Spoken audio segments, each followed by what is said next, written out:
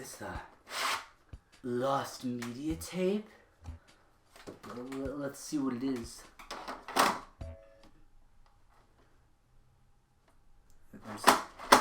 There's already something in there. We ruined the illusion.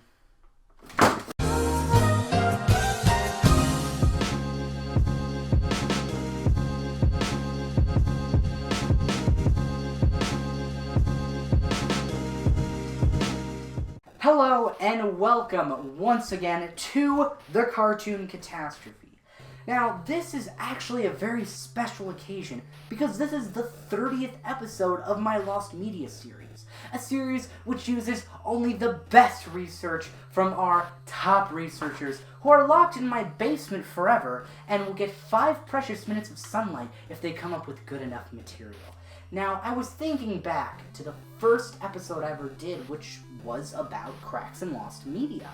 And I was thinking how it was my first interaction with TheCartoonCatastrophe in the Lost Media Wiki, and it sparked a mildly interesting channel. So today, I wanted to return to that subject and talk about the most infamous piece of Lost Media, cracks. This is one of the most well-known and best examples of Lost Media, with a search lasting many years and being shrouded in mystery. I promise to cover this in the best way I can, and pretty much the opposite of how I originally did. Like, seriously, younger me, why did you think it was a good idea improvising videos? You sound like a jumbled mess. Anyways, let's talk about the fascinating and elusive cracks. But what exactly is the crack short? This animated segment from Sesame Street, airing around 1975, became an elusive piece in the early 2000s, years before the original wiki was even set up. The plot of the short is simple and somewhat weird. It's mostly sung, so allow me to sing this at the best of my abilities.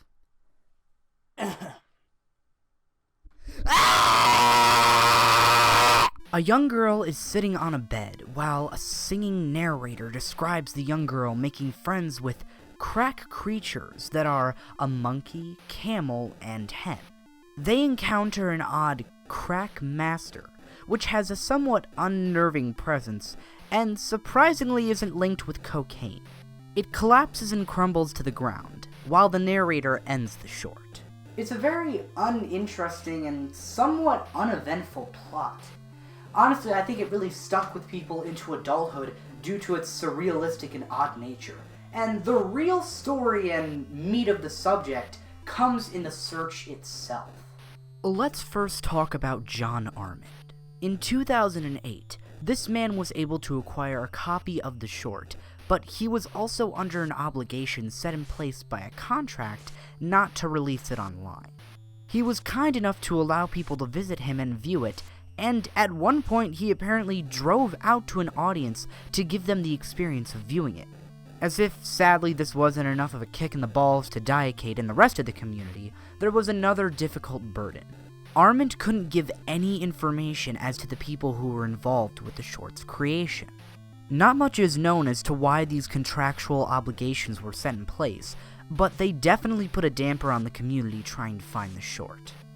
Armand released a video discussing the short and gave a reading of the script, which showed some insight, but the Lost Media community was still very antsy.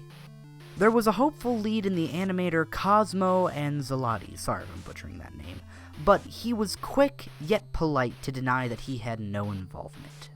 Oddly enough, the finding of the short was not through some miraculous turn of events where hours of searching paid off, but an anonymous email that contained the short. It has confirmed to be different from Armand's copy by a reliable source, and has become one of the most notable pieces of Lost Media, other than, of course, A Day with SpongeBob, because that was really worth looking for, totally worth everybody's time. Recently, as of the writing of this video, since they take about a month to make, a Spanish dub of the actual short was found.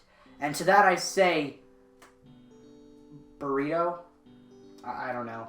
But anyway, whoever you are, anonymous person, we salute you. Welcome to Personal Opinions with your host, Charlie. In this segment, he gives his own personal opinions on the topic he is discussing. So, yeah. Hello, Lost Media enthusiasts, and welcome to Personal Opinions, the part of the show where I'm not as mentally insane, but still really want to die. And today we're talking about Cracks, the piece of Sesame Street that put the Lost Media Wiki on the map. Now, on the subject of John Armin not being able to release the tapes due to contracts and legal reasons, I say he was just being selfish. The internet always comes first. When we want something, we should get it. Give me my Lost Media So yeah, interesting topic and a great story to go along with it. So how's the research going for my new video? Huh? Oh, just great. I'm finding tons of info. That's the original wiki, Carl. Oh. Anyways, thank you for joining me once again in the odd and sometimes interesting world of Lost Media. But I mean, hey, Bedhead Bernie already did a video that was better researched, better edited, and just better, so what's even the point? Oh god. Anyway, respect people online, and remember, never stop searching. I'm the Cartoon Catastrophe. I'll see you next time.